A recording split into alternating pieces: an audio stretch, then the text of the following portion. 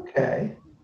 Apparently we're now live streaming, so everybody be at their best behavior.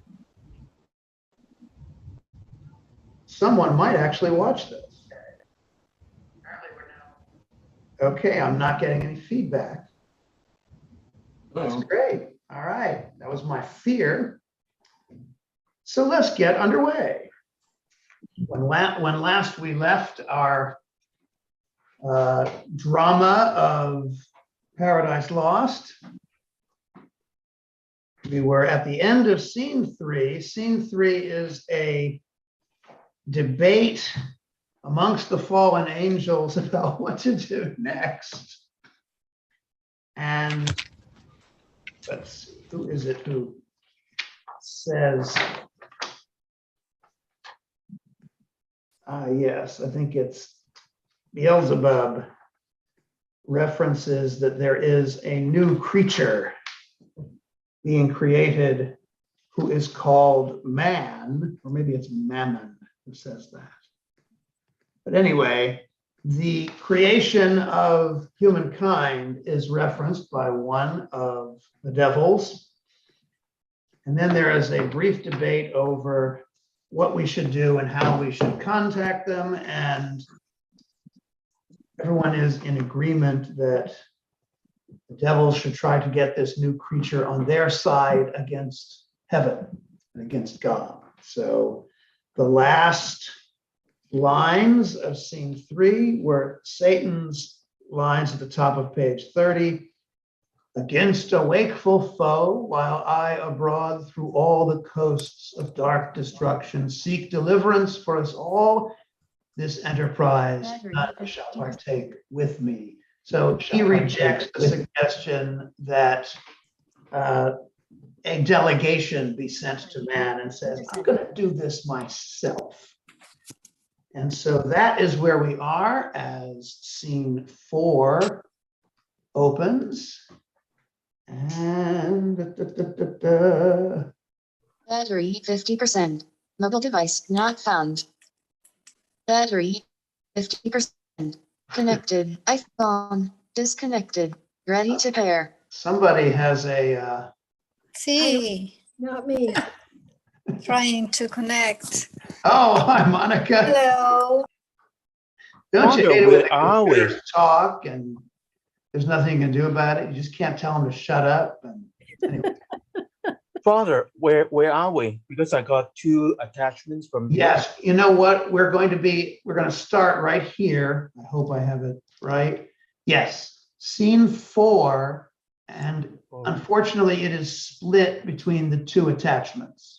So I sent both attachments with tonight's invitation. Scene 4 is the first 2 stanzas, or if that's the way to put it, are on this page that you can see on your screen now. And yes, let's do that. Let's make it progressively huge.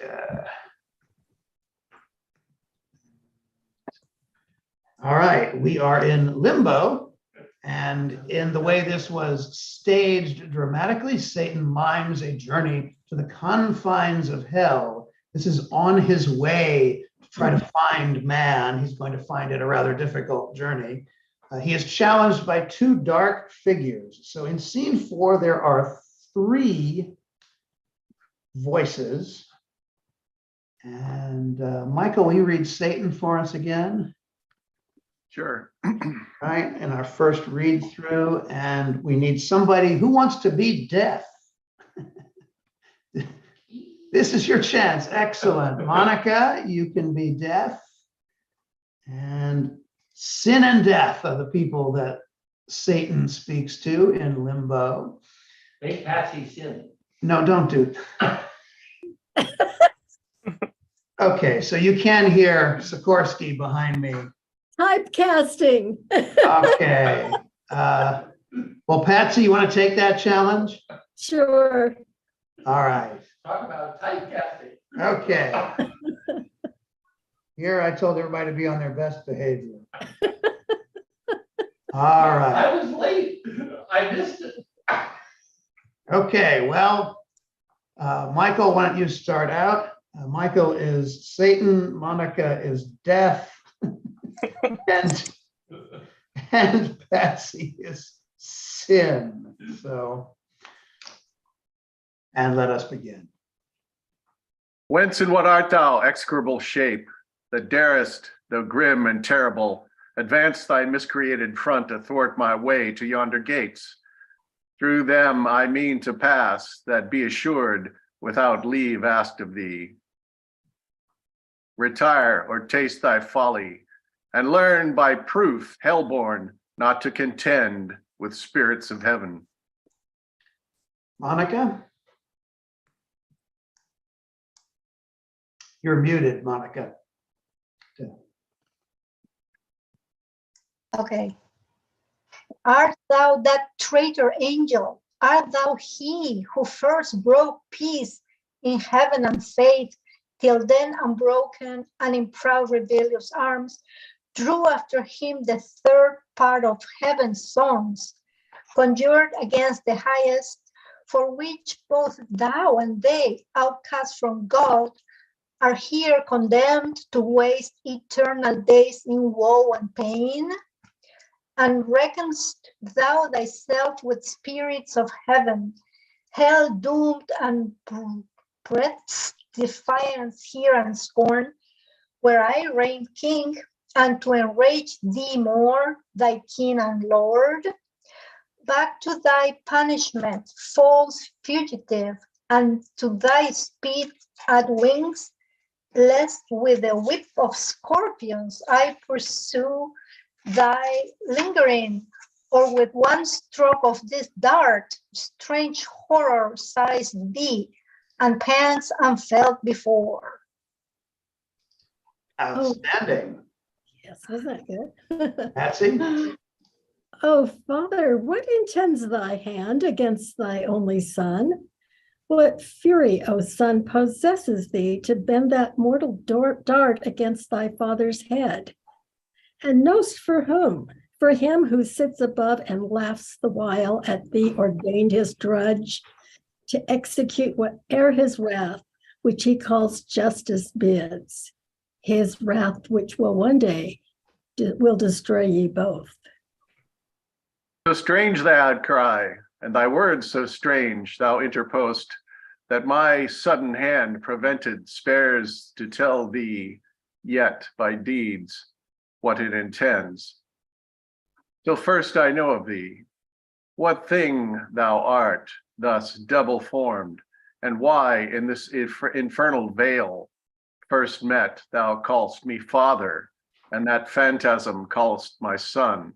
I know thee not, nor ever saw till now sight more detestable than him and thee. Hast thou forgot me then, and do I seem now in thine eyes so foul, once deemed so fair in heaven, when at the assembly and in sight of all the seraphim with thee, combined in bold conspiracy against heaven's king?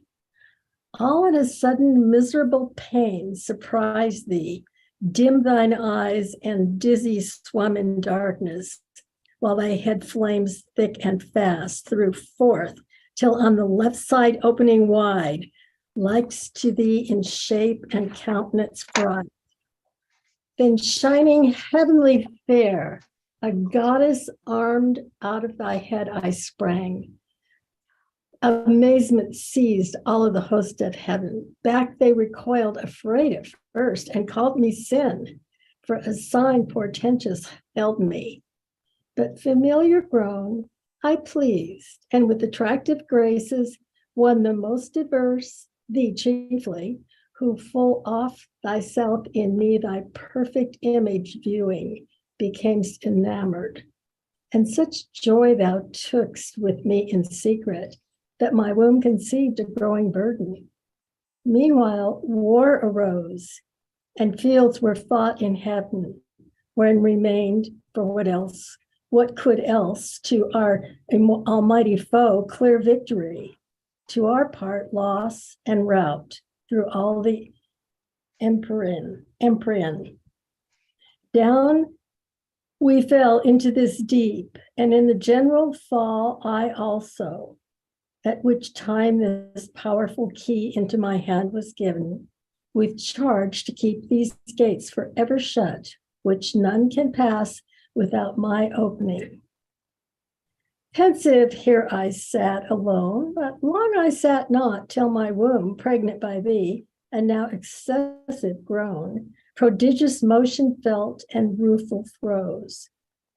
At last this odious offspring, who thou seest thine own begotten, breaking violent way, tore through my entrails, that with fear and pain distorted all my nether shape thus grew transformed.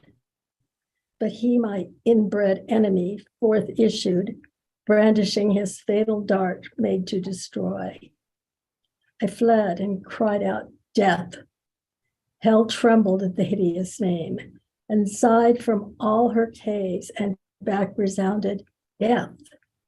But thou, O Father, I forewarn thee, shun his deadly arrow, neither vainly hope to be invulnerable in those bright arms, though tempered heavenly for that mortal dent, save he who reigns above, none can resist.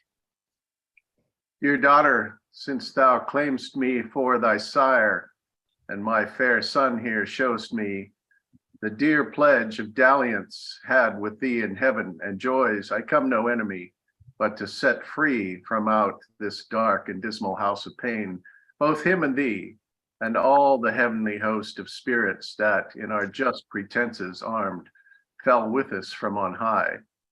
From them I go to this uncouth errand soul, and one for all myself expose, with lonely steps to tread thy unfounded deep, and through the void immense to search, with wandering quest, a place foretold should be, and by concurring signs ere now, created vast and round, a place of bliss in the purlieus of heaven, and therein placed a race of upstart creatures to supply perhaps our vacant room, though more removed, lest heaven, surcharged with potent multitude, might hap to move new broils. Be this or aught than this more secret now designed, I haste to know, and this once known shall soon return, and bring ye to the place where thou and death shall dwell at ease, and up and down unseen, wing silently the buxom air, embalmed with odors. There ye shall be fed and filled immeasurably. All things shall be your prey. The key of this infernal pit, by due and by command of heaven, all-powerful King, she keeps by him forbidden to unlock. These adamantine gates, against all force, death ready stands to interpose his dart, fearless to be overmatched by living might. But what owe I to these commands above, who hates me, and hath hither thrust me down into this gloom of Tartarus profound, to sit in hateful office here confined, here in perpetual agony and pain, with terrors and with clamors compassed round? Thou art my father, thou my author, thou my being gavest me. Whom should I obey but thee? Whom follow? Thou wilt bring me soon to that new world of light and bliss, among the gods who live at ease, where I shall reign. Wow. Well, thank you all three. And before we think about, well, the next thing we should do is see if anyone wants to read when anyone else would like to read those parts. We can do it a second time. And you'll have to speak up because I can't see all of you. Bud, which would you like to do? Whatever you assign. Bud, choose one. Yes. Devil. Okay. Bud will read Satan on the second run through. And who wants to read Death? Remember, I can't see you all at once, so. Father Not Karcher, that, would you like but to whatever read? the next one, I'll take it. Oh, I'm sorry, what was that? That was, Vince. oh, Vince. Okay, you'd like to read Death? No, I wanted to take the whatever that's after death. Oh, sin. Or you mean the next scene? The next scene, yeah. Oh, next scene. Okay. Vince, okay. Would anybody like to read Sin and Death? Louise, you be sin. Yeah, I'll read Sure. something. Okay. You want me to be Sin, Monica, Patsy? yeah. Well, it's a girl. Oh, Well, at least we think, since, You think, last I heard girls still give birth, but you know. yeah. There you go. All right, Louise, you read Sin, and Father Carol, you want to read Death? huh. Excellent. All right. Carol's my partner here. Wonderful. So before we do the second read through, a quick couple of comments. And that is, you'll notice that at the end of chapter 3, as we said, that Satan doesn't want anybody else, any of his fellow fallen angels, now devils, to journey with him in search of man. And then, of course, when he starts talking to sin and death, he boasts about how they all chose him and him alone, which is perfectly in character for the devil. You'll also notice that sin is the mother of death. When we say the wages, when it was said in scripture, the wages of sin is death, that's saying something very similar to it. It is sin that gives birth to death, not the other way around. Because before the fall of man, before the fall of the cosmos, there is eternal life in all things. In all things created are created to live forever in the divine plan and be with God forever. And sin, the result of sin is death. And that is biblical, because that's exactly what happens in Genesis chapter 3. When Adam and Eve sin, it is death that enters into the world as a result of that. And what is limbo? Did we talk about that last week? Mhm. It's interesting that, Milton is someone who doesn't believe in limbo as a kind of Presbyterian in the 16th century religious wars in England, and war both virtual and actual.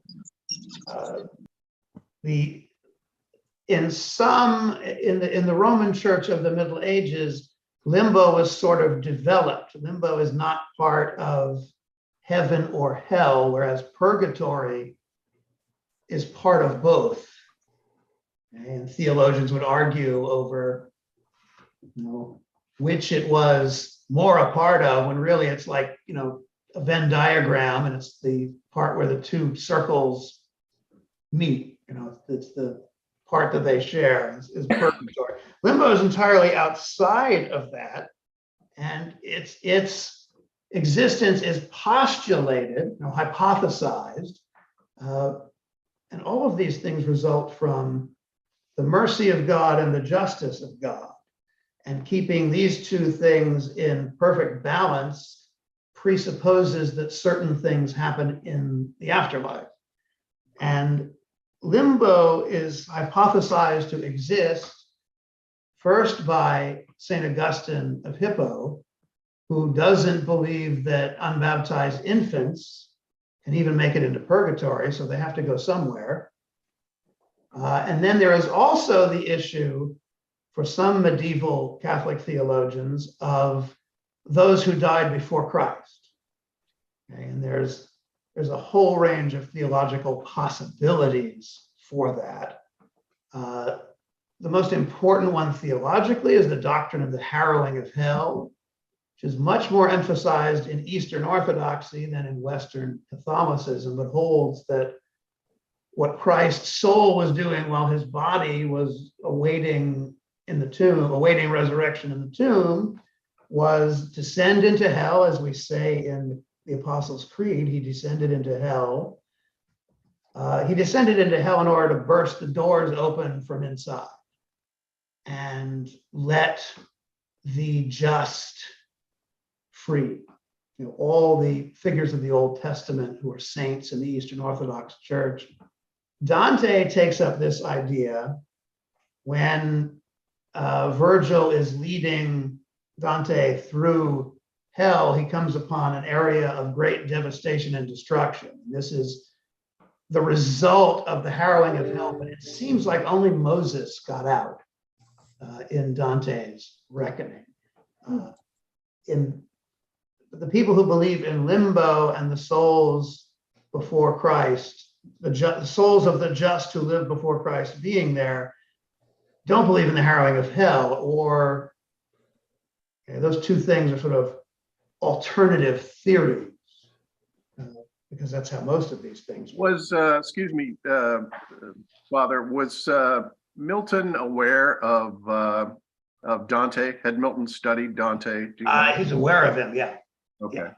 All right. So he had some familiarity with the Inferno and Right. And he would have known the doctrines that, right. lead to Dante. Right.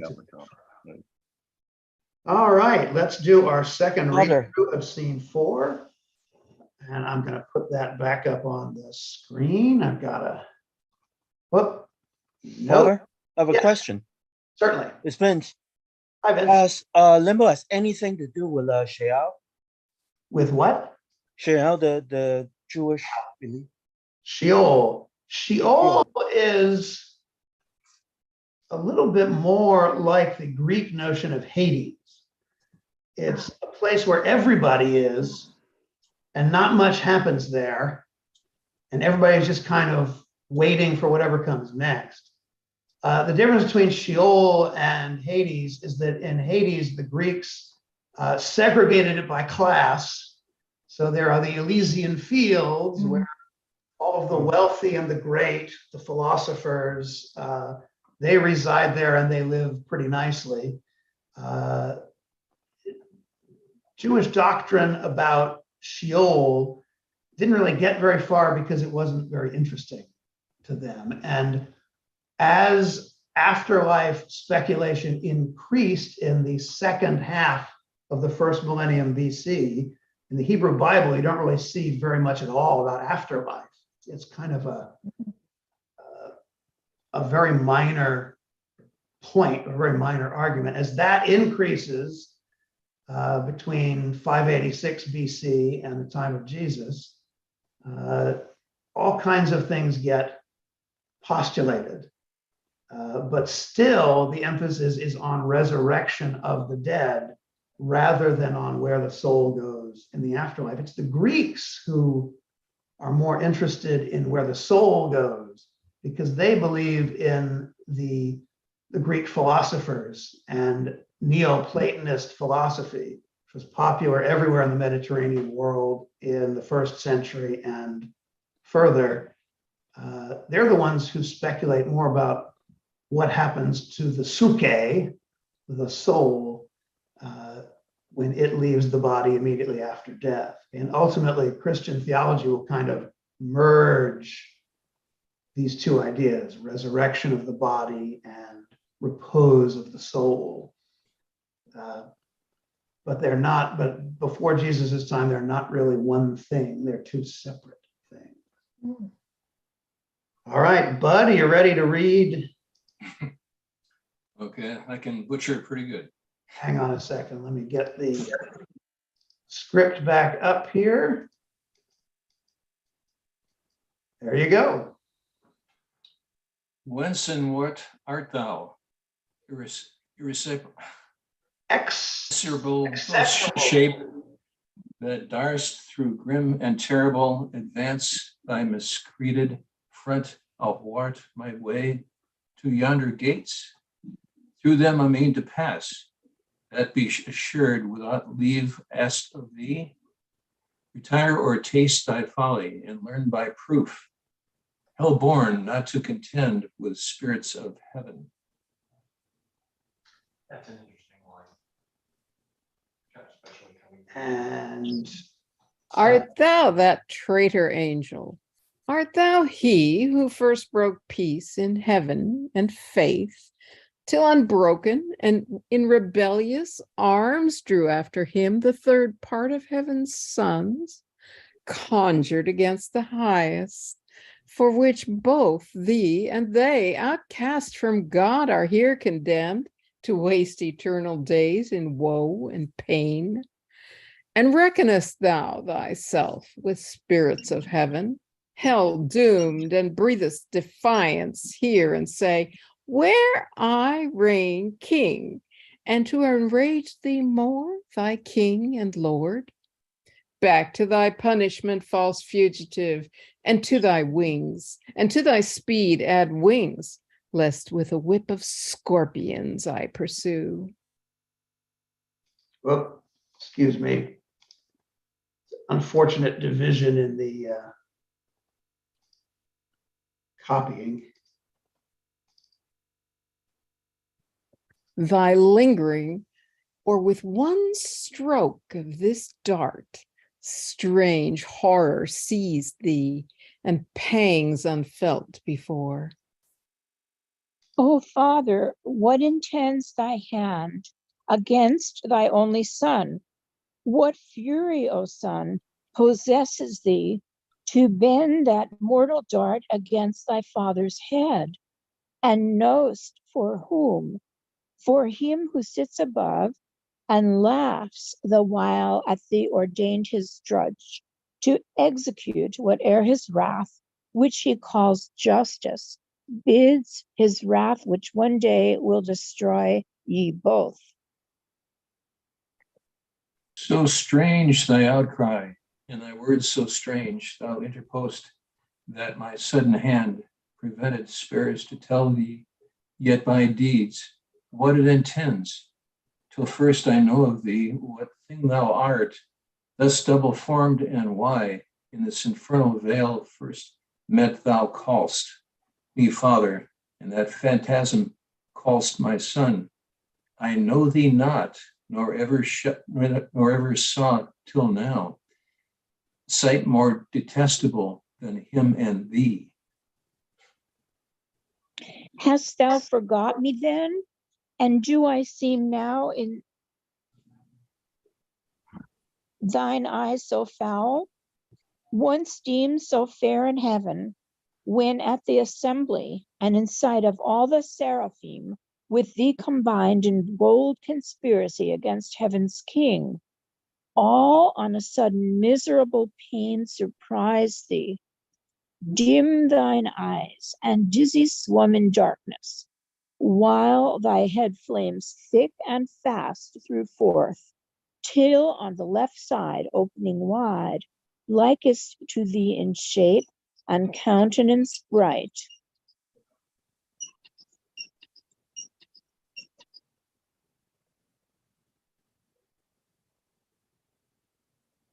Then shining heavenly fair, a goddess, this picture's in the way, a goddess armed out of thy head I sprung. Amazement seized all the host of heaven. Back they recoiled, afraid at first, and called me sin, and for a sign portentous held me. But familiar grown, I pleased, and with attractive graces won the most averse, thee chiefly, who full oft thyself in me, thy perfect image viewing, becamest enamored. And such joy thou tookest with me in secret, that my womb conceived a growing burden.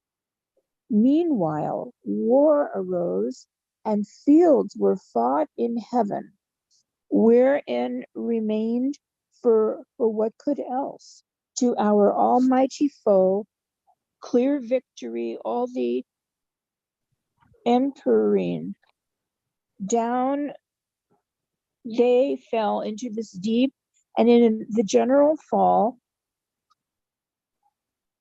I also, at which time this powerful key into my hand was given, with charge to keep these gates forever shut, which none can pass, with which none can pass. Almost. Where are we? Which none can pass without my opening. Pensive here I sat alone, but long I sat not. till my womb, pregnant by thee, and now excessive grown, prodigious motion felt and rueful throes.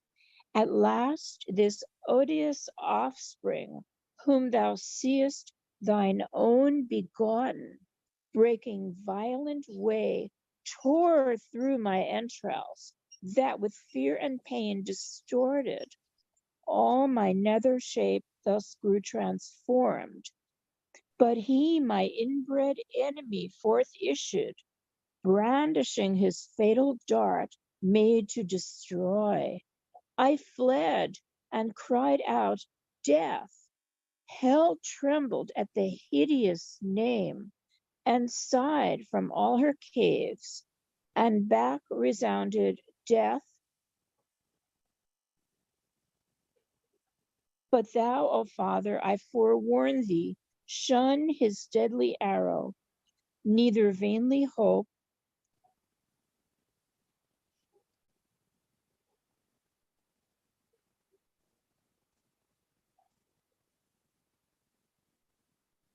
to be invulnerable in those bright arms, though tempered heavenly for that mortal dint, save he who reigns above, none can resist. Dear daughter, since thou claimst me for thy sire, and my fair son here showest me the dear pledge of dalliance had with thee in heaven and joys, I come no enemy, but to set free from out of this dark and dismal house of pain, both him and thee and all the heavenly host of spirits that in our just pretenses armed,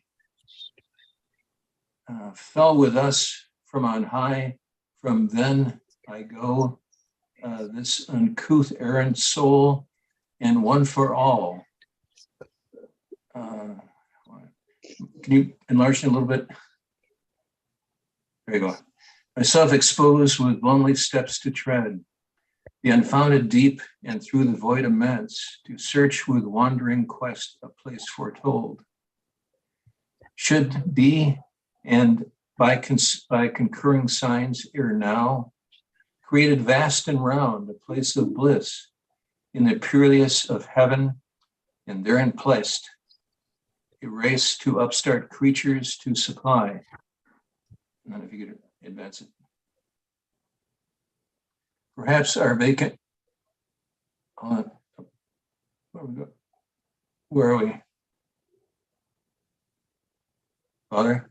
Oh. What happened? Sorry about that. I don't know what happened. Okay. Let me see if I can find. It was your other self. No, it was the We're about the middle of page That was the 33. wheel on the mouse. I think it's interesting that the birth of sin is exactly the image used by the birth of Athena from Zeus. Yeah. Exactly. And that sin is female in a cast of largely male cast. Right. And it's interesting, and I'm going to say something about that when we finish this, because it speaks to the different perspectives of the church over time on the pagan gods. And okay, purlieus of heaven. Mhm. Is this where we were? I think. I That's think what so, yeah, Why don't we go back to in the purlieus of heaven? okay. Oh wait, I don't see anything. I'm sorry, I can't see what I'm looking at because I'm. Okay, there we go. Here we go, okay. In the purliest of heaven, and therein placed a race of upstart creatures to supply perhaps our vacant room through more removed, lest heavens surcharged with potent multitude might hap to move new boils.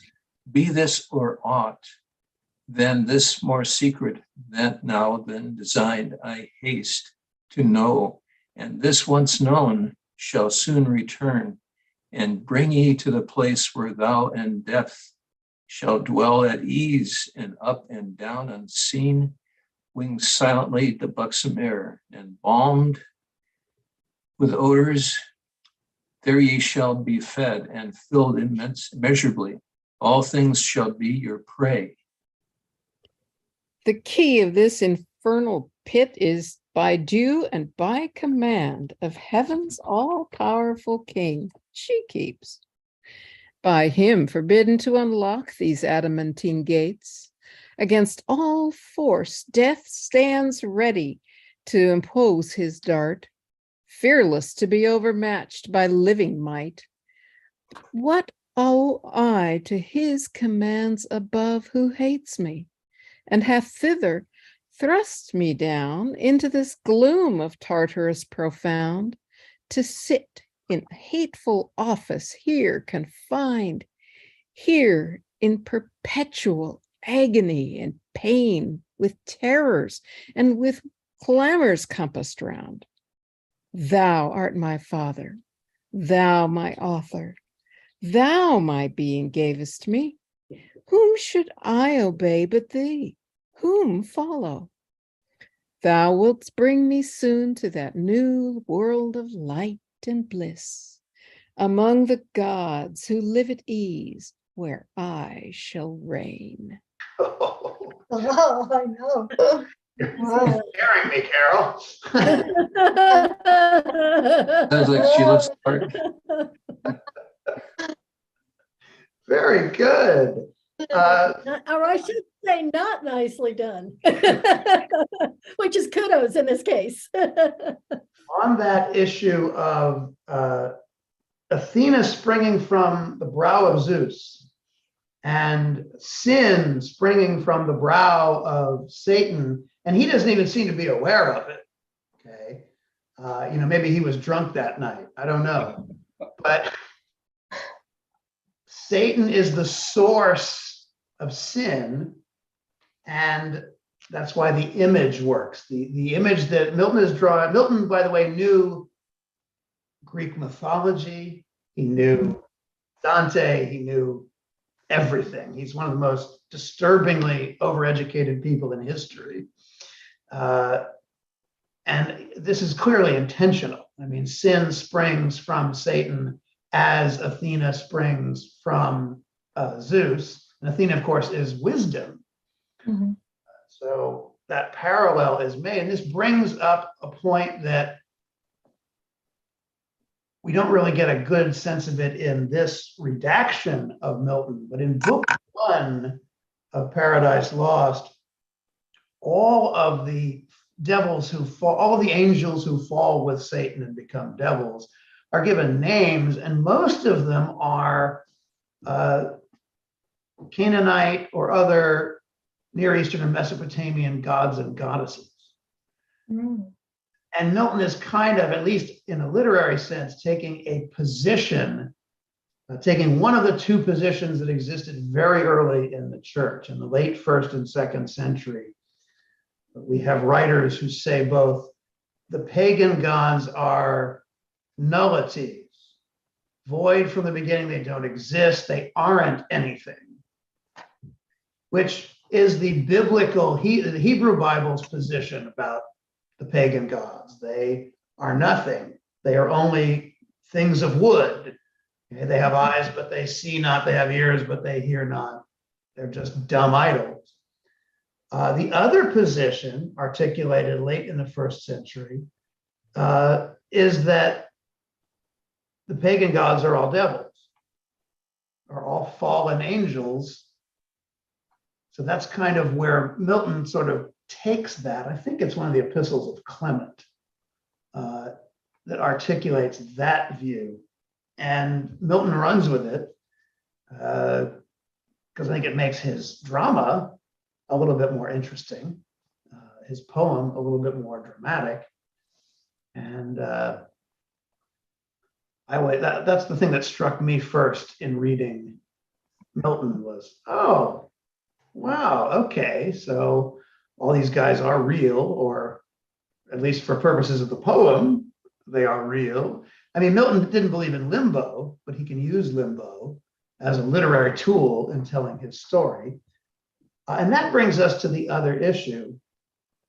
Okay, in the Bible, sin and death emerge as a result of human action, the choice of Eve and Adam to listen to the serpent's temptation.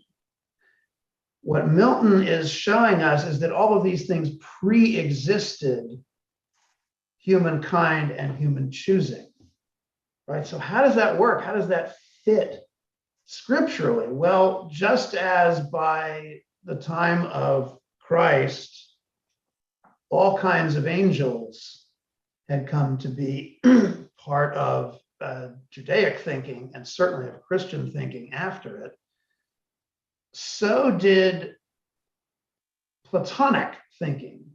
And if you remember, if you don't remember anything else from high school or early college philosophy, you might remember Plato's parable of the cave, right?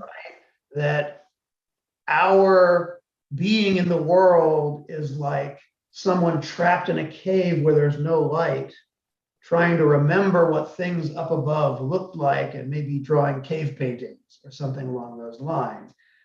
And out of that, Platonist and Neoplatonist philosophers who followed in Plato's line, especially Aristotle, formulated the idea that there are real things are above, and the shadows of those things, the types of those things, are what we know below. And you can plug the story of the angels and their fall into that perfectly well, because they are the forms, I think is the Aristotle's term. They are the forms that exist in their purity in the upper realms, and then we live below in the cave. So that way, Satan exists, he and his angels fall, and he gives birth to sin, who gives birth to death, and all of that happens before the devil gets to Adam and Eve, who you get the feeling in this part of the poem already exist. They've been created, but they haven't fallen yet because Satan hasn't got to them yet. Their dynamics certainly exist. I think it's interesting, the congruence of the three, that I don't trust you, but I think you can be useful. Well, And yes, that's the devil. yeah, so the devil is saying, yeah, this guy may be useful. And this guy is saying, yeah, death is saying, yeah, I could be useful. As a matter of fact, I'll be useful. At the end, I'm going to be running everything. And sin is just saying, well, whoever wins, don't forget I'm your best friend. Well put. Well put. And you know, that's the devil. And that's the devil in us. Whenever another person becomes a means to one of our ends, and that is how we treat them. That is sin, death, and the devil in human behavioral terms. Absolutely. And that is reflected beautifully in the lines that Milton puts in these characters' mouths. So we have Louise. Oh, wait. That's this scene. We're going to move into scene 5 now. Does anybody else have anything to say about scene 4? Greg, did you want to comment on that opening line? Oh, yeah, there was a line that really struck me. The Can everybody hear him? Yes. Yes. Yeah, it was at the very beginning of scene 4. There was. heaven born. No, that's not it. Oh yeah. Retire or taste thy folly, and learn by proof, hellborn, not to contend with the spirits of heaven. So Satan is essentially in his own mind still living in heaven. He still considers himself a spirit of heaven. And that's false. He rejected that utterly and got expelled. So there's a huge amount of self-deception implicit in temptation and sin. There we go. That's well put. Thank you.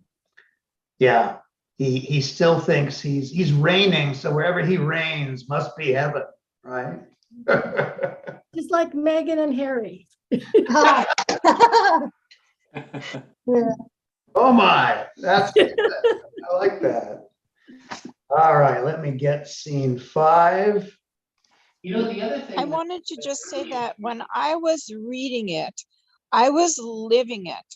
It became alive to me when I read it out loud. Right, I absolutely. was going through it. Yeah, and it shows. Yeah, you got it. I was in pain. I mean, it was horrible, Yeah. but like it was you're- great to read it out loud. right. Mhm. Sin and death are, if you're going to do method acting, maybe you don't want to do that with sin and death. Or with the devil. You know, there's some characters you don't want to inhabit as completely as you might. Regarding scene 5, Vince is going to play the son. And is that okay, Vince? Yep. And who wants to play God? Father Karcher?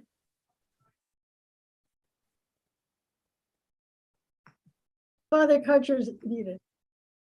Will you play God for us? Outstanding. I mean, I could do it myself, but that would just seem so bad. That mean that you develop a God complex? Yes, exactly. You must have a God complex if you want to play God. All right, let's start scene 5. God and Son advance from their thrones in heaven. Father Mautner, Yes. one more before we move on. The idea, the Athena popping out of Zeus and sin popping out of Satan. It raises an interesting question whether sin starts in the mind, Mm. heart. Wisdom clearly starts in the minds, but the idea that Satan wanted to rebel before he thought of doing it. His character, his temperament was in it. And that gave birth to the thought of sin. And maybe part of what's going on here is if you have rebellion in your heart and you contain it by the grace of God, it's not born into the world the way it is when you think about it. That is an excellent homily topic. I'll be expecting a draft of that sermon on my desk by Monday. Ouch. Father Karcher, let's play God. Only begotten Son, seest thou what rage transports our adversary, whom no bounds prescribed, no bars of hell, nor all the chains heaped on him there, nor yet the main abyss wide interrupt can hold. So bent he seems on desperate revenge that shall redound upon his own rebellious head. And now, through all restraint broke loose, he wings his way, not far off heaven, in the precincts of light, directly towards the new created world, and man there placed with purpose to essay, if him by force he can destroy or work, by some false guile pervert, and shall pervert. For man will hearken to his glozing lies, and easily transgress the sole command, sole pledge of his obedience. So will fall he and his faithless progeny, whose fault? Whose but his own? Ingrate, he had of me all he could have. I made him just and right, sufficient to have stood, though free to fall. The first sort of by their own suggestion fell, self-tempted, self-depraved. Man falls, deceived, by the other first. Man therefore shall find grace, the other none. In mercy and justice both, through heaven and earth, so shall my glory excel. But mercy first, and last shall brightest shine. Wow. Vince? O Father, gracious was that work which closed thy sovereign sentence, that man should find grace, for which both heaven and earth shall high extol thy praise. With thy innumerable sound of hymns and sacred songs, wherewith thy throne encompassed shall resoundly ever blast. For should man finally be lost, should man, thy creature late so loved, thy youngest son, fall circumvented thus by fraud, though joined with his own folly, that far be from thee, Father, who art judge of all things made, and judge only right. Or shall the adversary thus obtain his end, and frustrate thine? Shall he fulfill his malice, and thy goodness bring no naught? Or proud return though to his heavier doom, yet with revenge accomplished, and to hell draw after him the whole race of mankind? O Son, in whom my soul hath chief delight, all hast thou spoke, as my thoughts are, all, as my eternal purpose hath decreed. Man shall not quite be lost, but saved he will, yet not of will in him, but grace in me. Freely vouchsafed, once more I will renew his lapped powers, though forfeit and enthralled by sin to foul exorbitant desires. Upheld by me, yet once more he shall stand on even ground against his mortal foe. By me upheld, that he may know how frail his fallen condition is, and to me owe all his deliverance, and to none but me. But yet all is not done. Man disobeying, die he or justice must, unless for him some other able and as willing pay the rigid satisfaction, death for death. Say, heavenly powers, where shall we find such love, which of ye will be mortal to redeem? Man's mortal crime, and just the unjust to save, dwells in all heaven, charity so dear. Father, thy word is past. Man shall find grace, and shall grace not find means that finds her way? The speediest of thy winged messengers, to visit all thy creatures, and to all comes unprevented, unimplored, unsought. Happy for man, so coming, he her aid can never seek, once dead in sins and lost. Behold me then, me for him, life for life, I offer, on me let thine anger fall. Account me, man, I for his sake will leave thy bosom and his glory next to thee, freely put off, and for him lastly die. Though now to death I yield, and am his due, all that of me can die, yet that debt paid, thou wilt not leave me in the loathsome grave, his prey, nor suffer my unspotted soul forever with corruption there to dwell. But thou shalt rise victorious and subdue my vanquisher, spoiled of his vaunted spoil. O thou in heaven and earth, the only peace, found out for mankind under wrath, O thou, my sole complacence, well thou knowest how dear to me all my works, nor man the least. Though last created, that for him I spare thee from my bosom and right hand to save. By losing thee a while, the whole race lost. Thou therefore, whom thou only canst redeem, their nature also to thy nature join. And be thyself man among men on earth, made flesh, when time shall be a virgin seed, by wondrous birth, be thou in Adam's room, the head of all mankind, though Adam's son.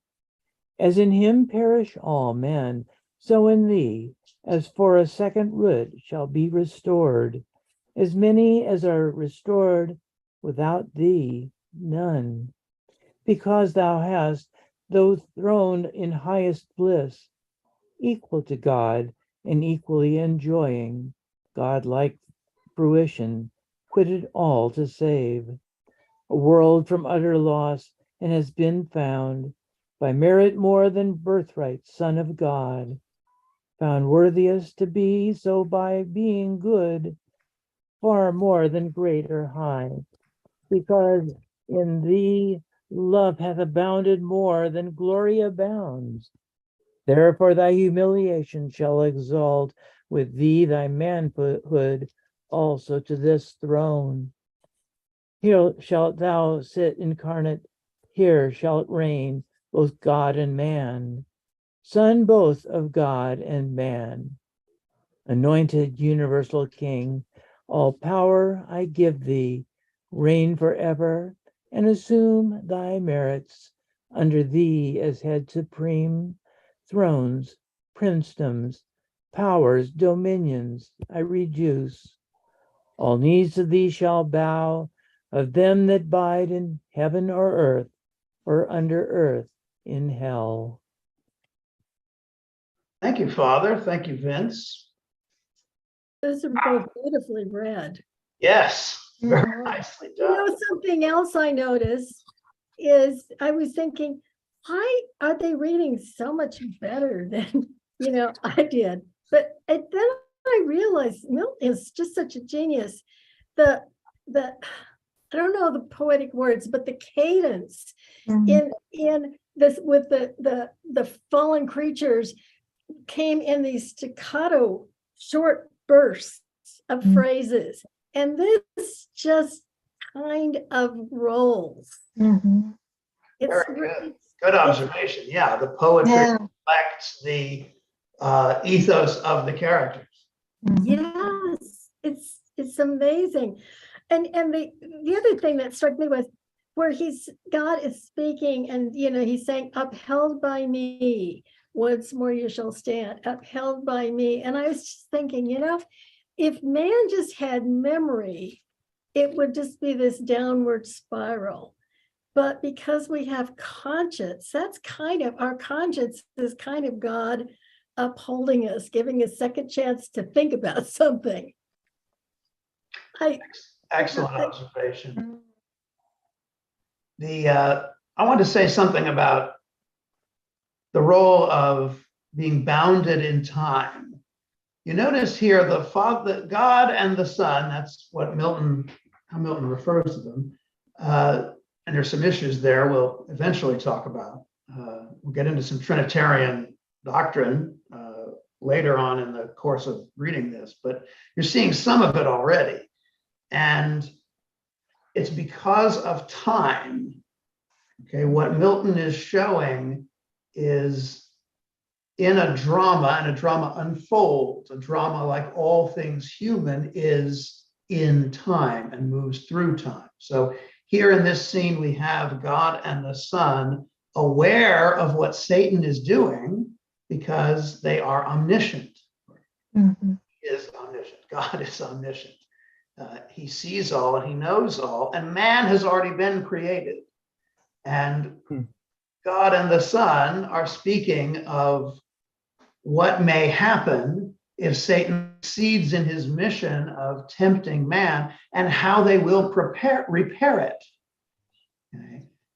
And that is an acting out of an important theological concept, because the The nature of God the Son, the nature of God the Son as the person of the Trinity from before all worlds, is the one who self-sacrifices. Vis-a-vis the Father, he is the one who is begotten. That's what we say in the Creed. But in addition to that, he is the one who is predisposed to self-sacrifice, which means perfect obedience to the will of the Father. And within what's called the economy of the Trinity.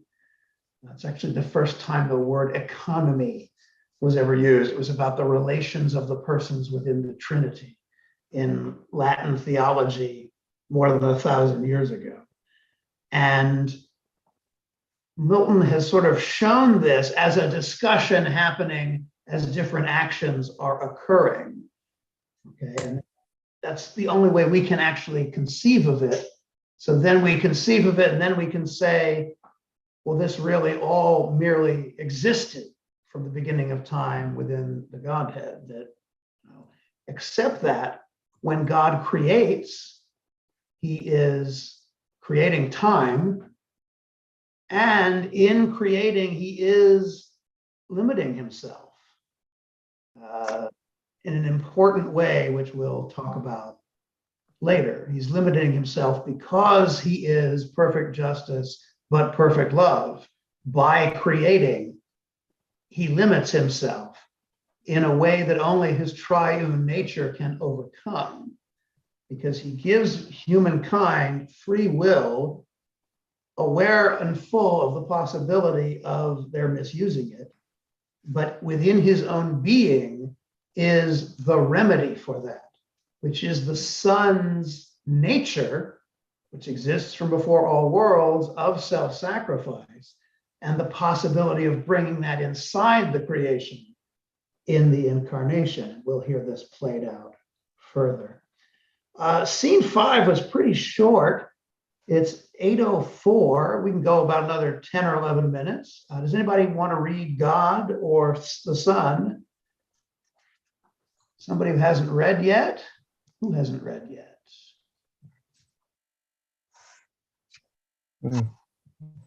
Michael, you want to read God and I'll read the Son? Sure. Let's try that. Let me put that back up on this. Do we put that back up on the screen for people, or do we just read it? I don't need the screen if you Right. don't. But it's good for everybody to follow along. I think so. Let me go back to the beginning of scene 5. Language is dense enough that I would need some help if I were. Yeah. All right, shoot. Only begotten Son, seest thou what rage transports our adversary, whom no bounds prescribed, no bars of hell, nor all the chains heaped on him there, nor yet the main abyss wide interrupt can hold. So bent he seems on desperate revenge, that shall redound upon his own rebellious head. And now through all restraint broke loose, he wings his way, not far off heaven, in the precincts of light, directly towards the new created world. And man there placed with purpose to essay, if him by force he can destroy, or worse, by some false guile pervert, and shall pervert, for man will hearken to his glozing lies, and easily transgress the sole command, sole pledge of his obedience. So will fall he and his faithless progeny. Whose fault? Whose but his own? Ingrate, he had of me all he could have. I made him just and right, sufficient to have stood, though free to fall. The first sort by his own suggestion fell, self-tempted, self-depraved. Man falls deceived by the other first. Man therefore shall find grace, the other none.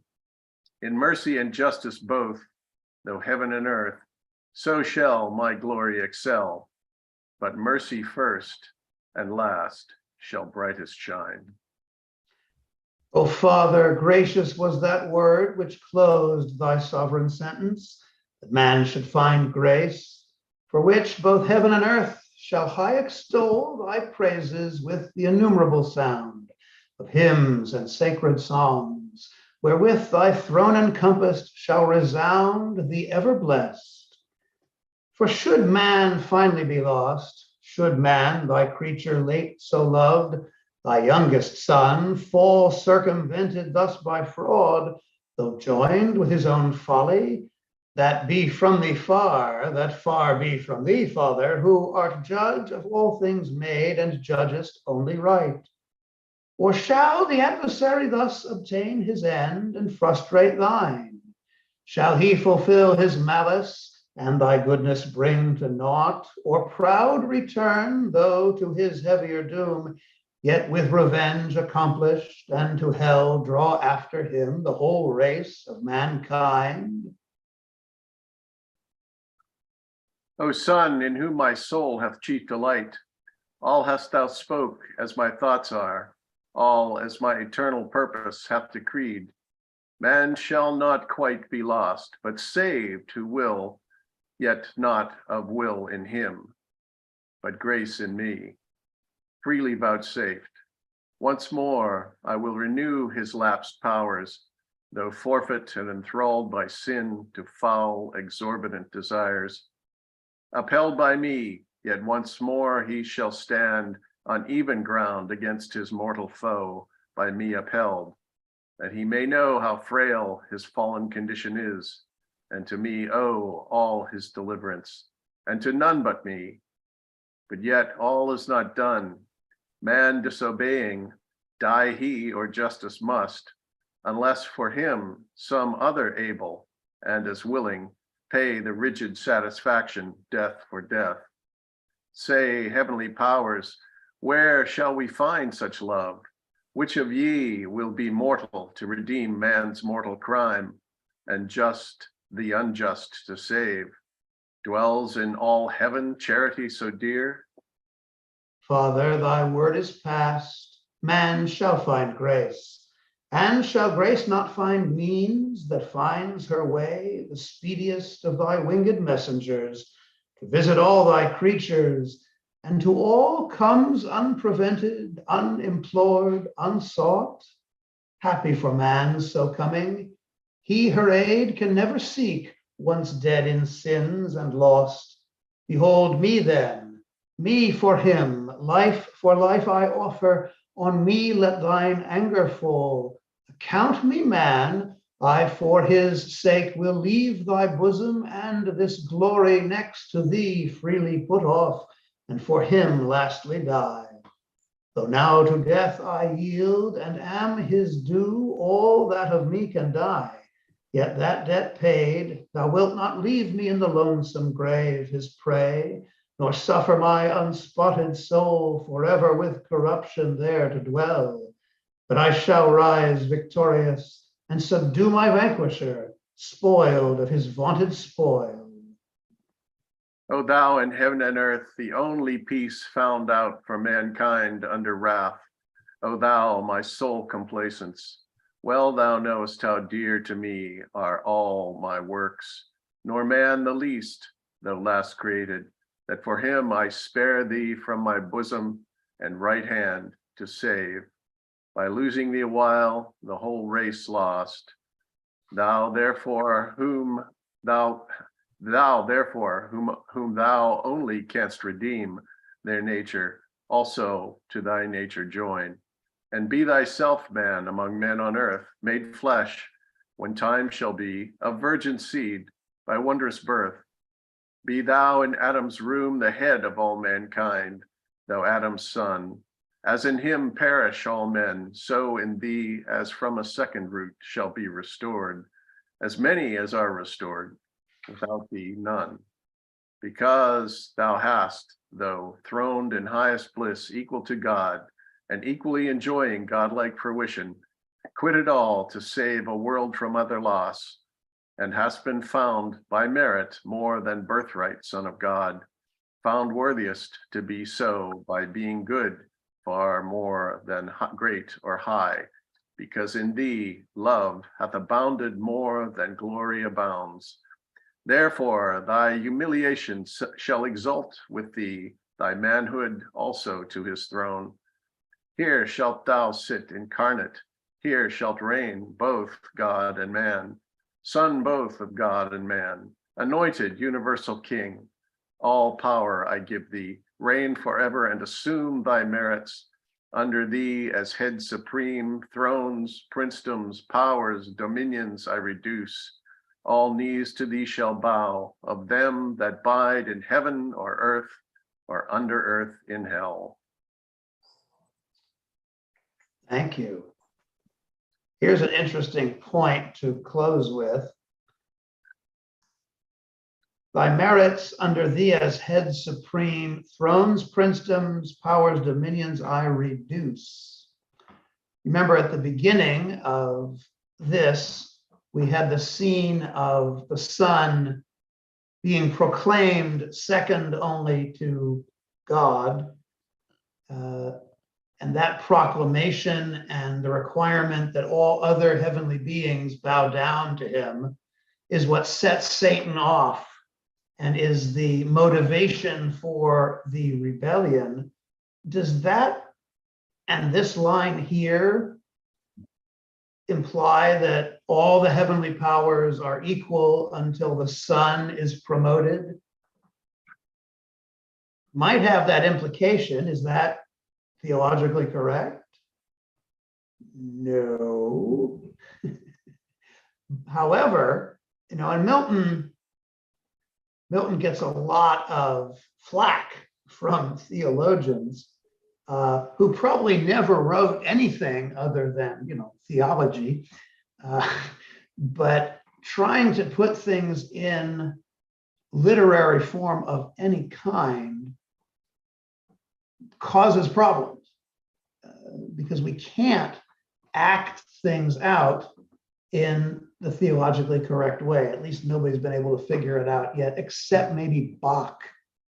And because he does that in music rather than in characters and dialogue, maybe it's a little easier for him to avoid accusations of heresy. And that's a seed that I will plant. We are now roughly halfway through. In fact, I think this is the halfway point. And the biggest, let me put this down. The biggest theological criticism of Milton has to do with the implications for Trinitarian theology of some of the things that he has happen as a matter of drama in the play. It's almost Arian. Well, and he jumps right ahead. Yes, people argue over whether or not Milton was an Arian. Arius is the late 3rd and early 4th century arch heretic, the heretic who, and he's called a heretic because the church ultimately determines that his teaching is wrong, though it was a majority view for much of the 4th and 5th century. It was the cool thing to be. And those who held on to what became known as orthodoxy. And funny thing about orthodoxy often does not articulate. It just intuitively knows that something someone else articulates ain't right.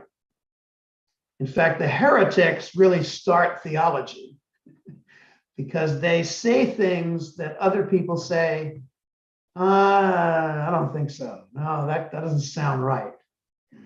But they are the ones who always get the ball rolling. And that's true of Arius as well. Arius's most well-known turn of phrase is, there was a time when he was not. And the he that he's referring to is Christ, God the Son, the second person of the Trinity. Arius held that God the Son was the first created being. So he was not co-equal and co-eternal with the Father and the Spirit in the Trinity. No less an authority than Yaroslav Pelikan, who's a great professor of theology who passed away not long ago. He pointed out that 20th century Roman Catholicism, in its elevation of Mary, has kind of put her in that position as the first of all created beings. So as we continue to read Milton, I'll ask all of you to think, is that really a just accusation against Milton?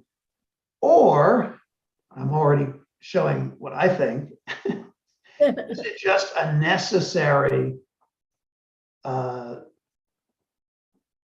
implication of making things in a drama? Okay? The Father and the Son are equal, but they are not the same in thinking. And how can you possibly show that with characters and action?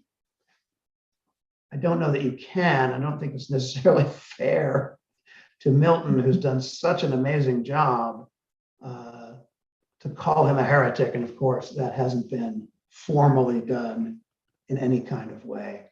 But it's something to think about as we progress in this reading and study. Yeah, because It's interesting with the human being, you can have him having sort of a conversation with himself where he's saying da da da, but on the other hand, da da da, but on the other hand, da da da. But in that case, he's saying one of those could be wrong. But with the Father and the Son, neither of them can be wrong. So it makes it a little more complicated. You just construct that inner conversation that is kind of basically what they're having. interesting. You just posed a possible solution dramatically to the problem, and that is soliloquies. Maybe that would be the way to do it. Of course, that's not as interesting, is it? Yeah. And you have to put a soliloquy in a context with lots of other stuff in order to make it work. And remember, Milton was not writing this to be staged. It was a poem, not a play. Otherwise, he might have thought of that. Shakespeare certainly did enough of them, and Milton knew his Shakespeare. So, Father Mautner, can I lob one in before we quit? sure. Beginning of scene 5, God's first speech, bottom of the page 34, he says, "In man their place, with purpose to essay, if him by force he can destroy, or worse, by some false guile perverse." Very interesting to me to think that for God, the perversion of good is worse than the destruction of good. Yeah. If you pervert good, it's still around and can do great damage. Yeah. Good observation. Anything else for the good of the order? All right. Seeing none, we will return next Thursday at 7 o'clock. And I'll put, this is going to be up on my YouTube channel. If anybody wants to listen to that, I'll send a link around. Because Justin, thank you, had asked that these be recorded. And I made a recording of last week's, Justin, but I can't for the life of me figure out how to upload it onto the web. So, Don't worry. okay, thanks. All right, everybody, have a good night. God bless. Good night. Thank you. Thank you so much. Good night. Good night.